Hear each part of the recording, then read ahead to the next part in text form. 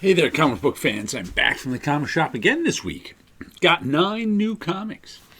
Pretty big week. I'm a little annoyed right now because as I was coming back from the comic shop, the check engine light on my car came on. Now I have to have that checked out.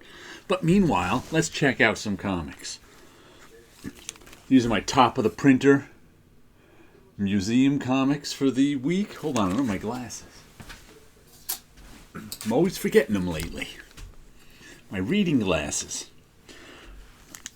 Madman, what number is this? Number 6, The Legend imprint. This is Mike Allred's Madman, so we got a Mike Allred cover. And Black Hawk, number 269, April 1984. Dan Spiegel cover.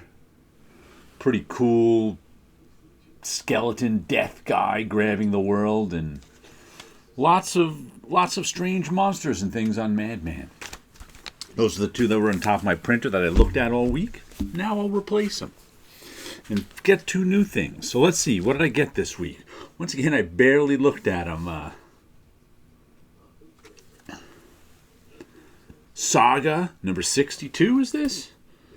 So I was so busy chatting at the store, I just picked up the stuff that was in my pull list, glanced through it once, and proceeded to chat for 20 minutes. Oh, the art looks particularly nice in this one, I have to say. I don't know why. Just flipping through it, I'm like, wow, I like that art. There's some nice colorful pages. What else we got? Plush number 4.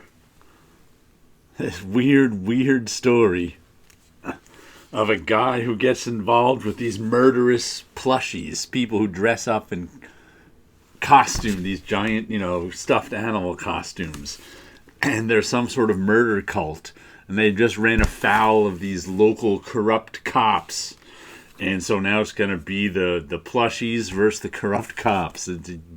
These guys make some weird stories. What else do we have?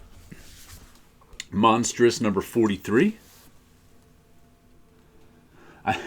It's weird. I think this is like baby version. They're like a lot of the stories been taking place in this strange ethereal dream world at this time.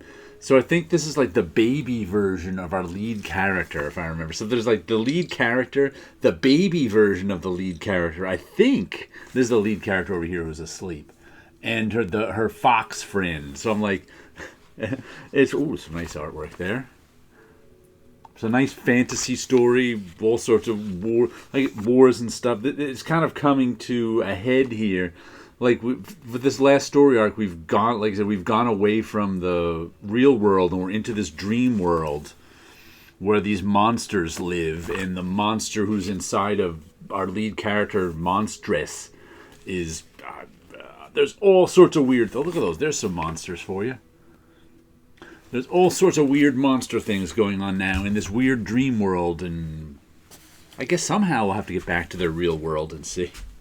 What else do I have here? Tim Seeley and Tony Felice, Local Man, first can't miss issue. This looks like a 90s tribute. Oh, I realize there's a flip book cut, so I guess you could put out whichever cover you want.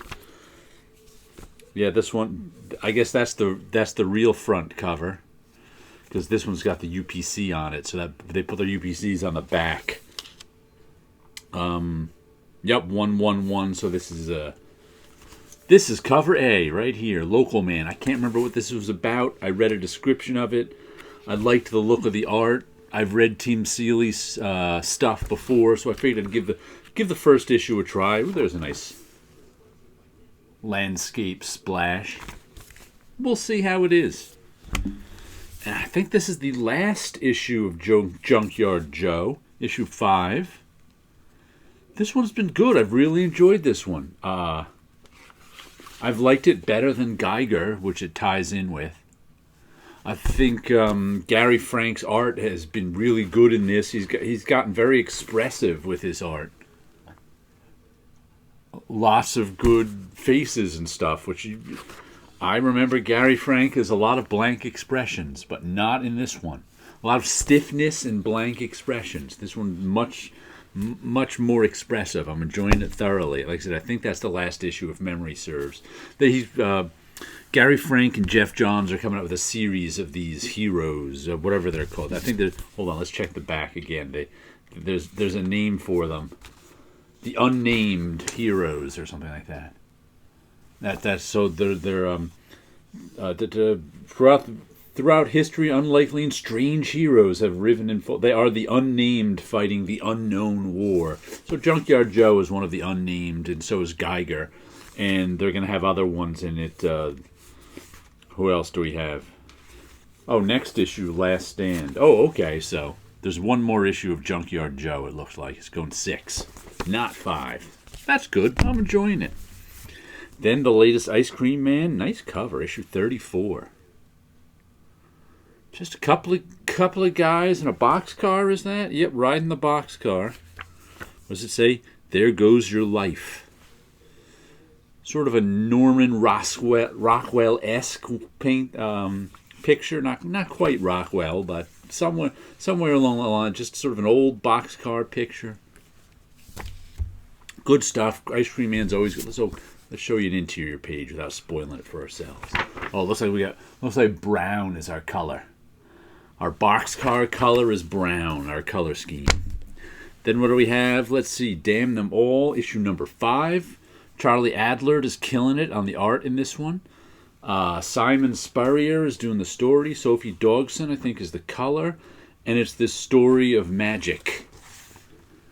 And magic used to be hard to do, and now it's easy to do. And dealing with the repercussions of that. There's sort of a John Constantine's niece character in this, who's pretty cool. But Charlie Adler is this is probably the best Charlie Adler art I've seen. He's just doing a very nice job with it and the storytelling. And it's nice to see it in color after all those years of black and white Walking Dead. So I've been enjoying that one thoroughly. And then we've got, this is the latest Cerebus in Hell. Cancel America. It's a Captain America #1 parody cover. I have not read all those balloons. Shut up. Okay, Cerebus and the Woman Thing is our next issue. Like I said, this varies from issue to issue how I like it. There's a strip of... It's made up of comic strips that he does, cut and paste style. Well, like this one, they're all talking...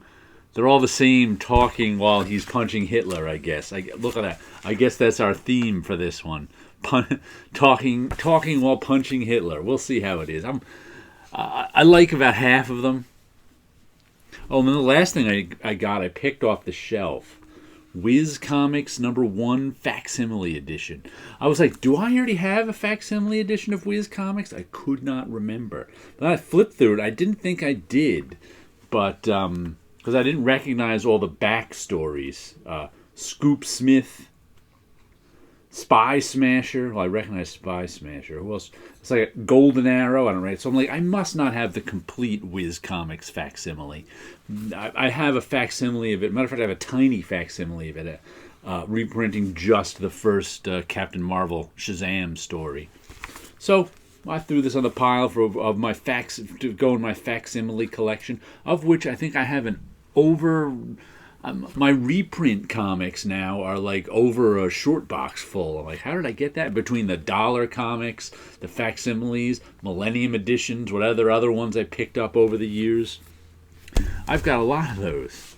Let me show you a little bit of my work. What do we got going here this week? Ooh, we got Dreams of Things 174. I just got a bunch of black portfolio cases with the pages, and you may have seen them at cons where people keep the original art and makes it into a portfolio book that you can flip through. I just bought a whole bunch of them, and I put all of my dreams, all 170 issues so far, in 3 of them it takes up so far, so I can actually flip through them and see them. Here's this strange pink muscle-bound woman with her all-seeing eye looking at us. I like the way this one came out. It's looking a little washed out in this light as I bring it, but the colors are very bright. Let's see if I get... it's about right. Let's see. Sometimes the camera makes the colors weird, but I like the way that came out. I've been putting a lot of my art in these cases just the last couple of weeks, just so I can look through it instead of it being just in piles. So it's a little strange flipping through art from 20 or 30 years, and it's nutty. But anyway, some art, some comics, and you guys have a good week out there.